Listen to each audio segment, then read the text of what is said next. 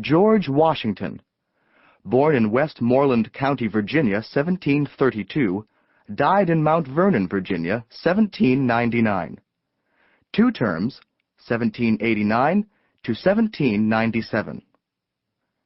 Revolutionary War hero who defined a role of lasting importance as the world's first elected president.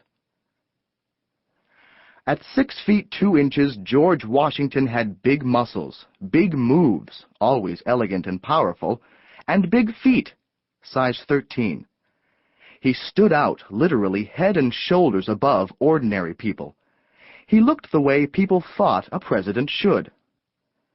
His look wasn't glamorous, with smallpox scars on his face and his mouth pushed out of shape by false teeth, made of materials like ivory, not wood as is commonly thought.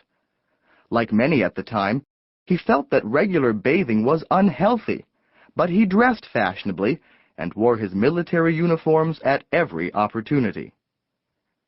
Washington had other things working against him besides bad teeth.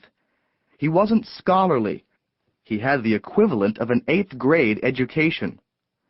Insecure about preferring action to reading, he worried about manners and once copied by hand 110 rules about civility and decent behavior in company and conversation. He did subscribe to 10 newspapers, and he did keep a diary, but it was mostly a record of what the women looked like at balls. His ways with women weren't dashing. The mushy love poetry he wrote was unsuccessful until he met Martha Dandridge Custis, a wealthy widow with 2 children. Everyone who met her called her nice. He called her a quiet wife with a quiet soul. He wasn't fatherly, though he was thought of that way. His size intimidated children, as did the rarity of his smile. Partly this was to conceal his teeth, but also he felt that life was too serious for joking around. With no children of his own, he adopted Martha's. All evidence is that he was probably sterile. In public, he was a poor speaker, unless he had a prepared speech. Noticeably reserved, with a motto of, "Be courteous to all, but intimate with few," he was not the kind of man you slapped on the back. Someone did it once, and immediately, seeing his startled face, regretted it. It was a point of pride for him to hide his feelings, and he often communicated by silence or frowns. He did have a temper, and devoted much energy to controlling it. He wasn't fiercely ambitious. After his war service, he would have preferred life as a gentleman farmer at Mount Vernon, the estate he had inherited, and the only place where he was really at ease. But overriding all was a desire to make himself useful to others. When he was asked to do something, like lead the country instead of retiring to his farm, he always followed through. Modest and shy, he found fanfare embarrassing and would disappear if the praise grew too flowery. At the first reception in his honor, he was aghast to hear himself loudly announced as the President of the United States. At future events, he made sure he was already in the room when a reception started, casually leaning on the mantel so he wouldn't have to make a grand entrance. He appeared openly awed by his duties, almost sad, acutely aware that everyone was watching everything he did. "I walk on untrodden ground," he fretted. With no major scandal in his life, some thought him so pure as to be boring, or else chameleon-like, even hypocritical. But most were struck by his integrity.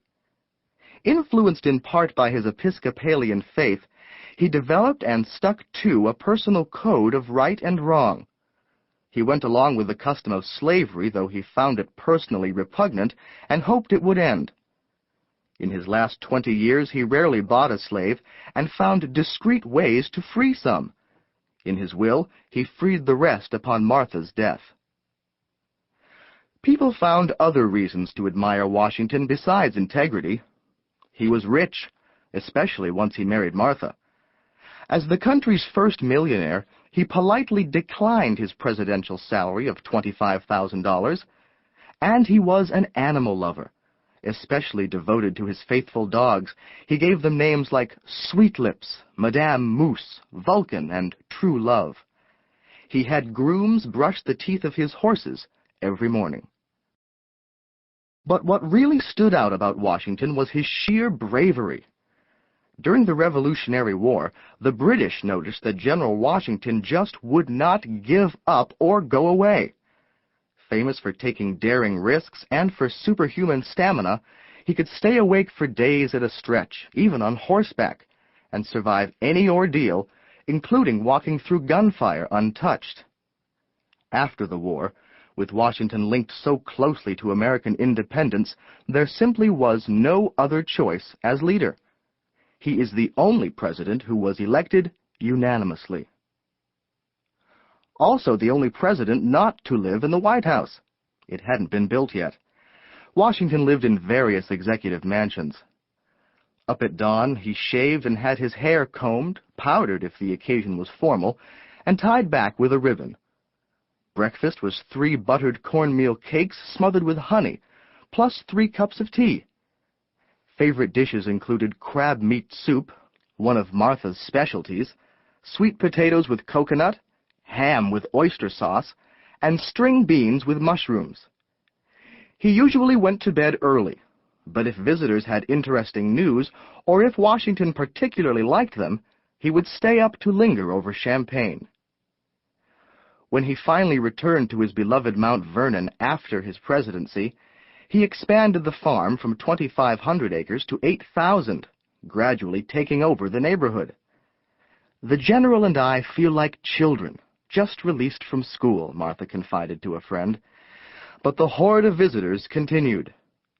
Washington was such an excellent host that he'd bring hot tea to your room at night if he heard you coughing. One snowy morning when he was 67, he took his usual horseback ride around his property and soon afterward fell ill. Diagnosed with acute tonsillitis or pneumonia, he apologized for causing trouble and tried to make those near him less afraid of what would come. "It is well. I die hard, but I am not afraid to go," were his reported last words.